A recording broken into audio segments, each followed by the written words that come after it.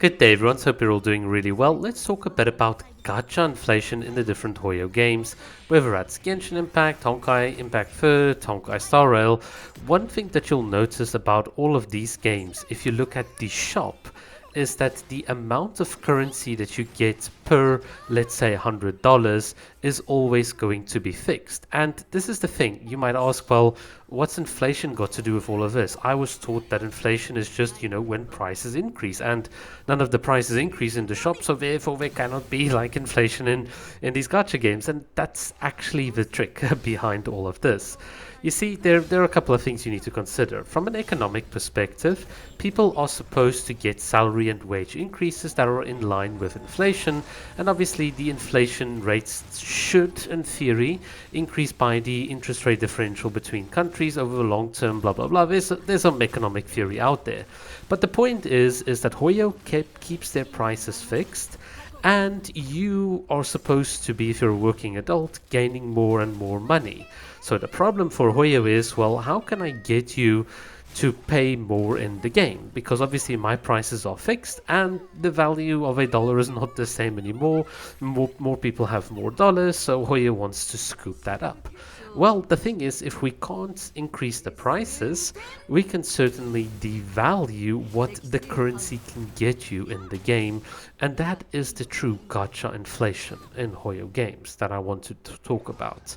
So you see, when it comes to characters in the past, if you think back to when Genshin launched, yes, it was relatively expensive for you to get an Albedo Constellation 4 that literally did nothing. And you might say, look, a lot of the time those pulling purchases and stuff were very much symbolic, but the point of it is that for a given amount of currency you could actually get quite a decent amount out in terms of what at the time was the gameplay offering. It was still kind of expensive, to be honest, but what has now happened is that Hoyo wants you obviously to keep on spending, but it's not just a case of, okay, please follow the same spending patterns as you did in 1.0, for example, if we now just take Genshin.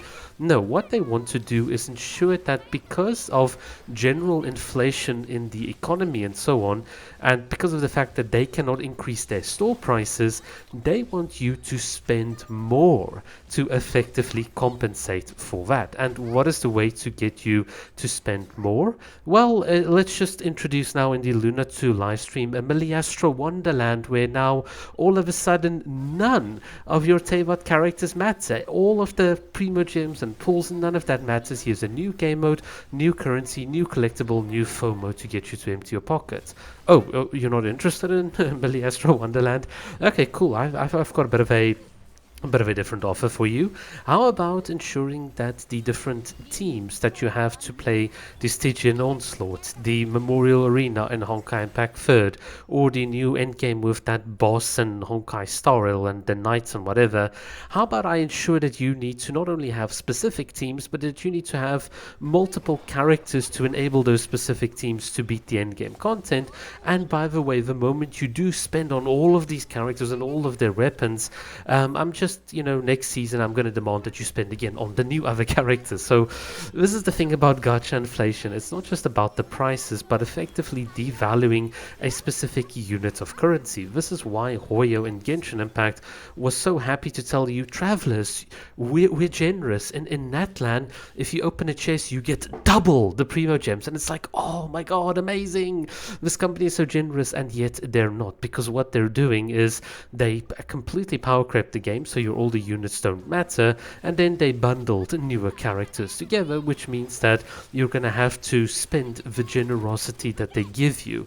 And if you didn't do the maths, you'll find that it's not actually generosity, it's a very cold and calculated plan.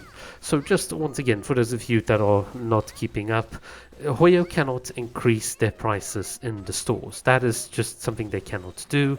So what can they do? They can force you to spend more by devaluing the actual value of the current in-game currency, by demanding that there are multiple endgame modes to play, that there are multiple cosmetics to go for, etc, etc. These are all just clever tactics at the end of the day to get you to swipe. Because obviously as a consumer, I mean, I even take myself myself with C6 characters, where I am today financially and where I was when Genshin Impact started, it literally is night and day. I mean, I've got so much more income, and yet this is exactly what Hoyo knows. They know that the people that started playing their game, the 24, let's say the 20 to 24-year-olds in COVID, those people are now 28-year-olds, 30-year-olds, whatever, that are getting more and more money, and that is their primary audience, and obviously all the little kids in China, whatever.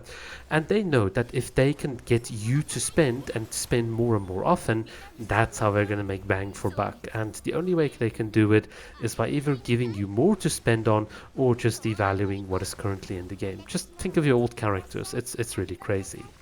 But yeah, that is my little quick rant on the gacha inflation. Let me know what you think down below in the comments, and thanks for watching.